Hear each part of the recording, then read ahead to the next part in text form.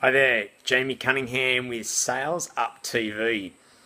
Whenever you set goals and set out to go and make them happen, sometimes, and maybe a lot of the time, we suffer from the law of diminishing enthusiasm. So when we set the goal, our motivation, our enthusiasm is at an all-time high because we're excited by what we've set out to achieve, we've got a plan. But then, as time goes on, the momentum can fade a little bit. So there's three things you want to keep in mind in order to combat that law of diminishing enthusiasm or that loss of momentum.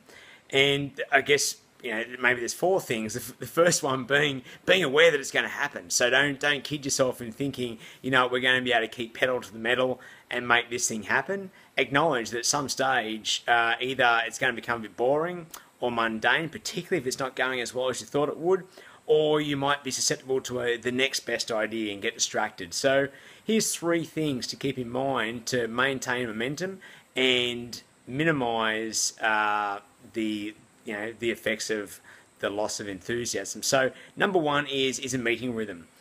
I've got another video there around meeting rhythms. We won't go into detail, but meeting rhythm creates a physical structure or a physical act that is consistent.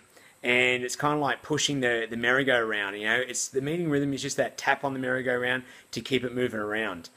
The second one is visibility of your plan and your goals. If we've got them stacked away on our bookshelf or in a drawer somewhere where we're not looking at them, then they can tend to go out of mind. So you want to have your goals and your plan physically visible for you. And the third one is a point of accountability.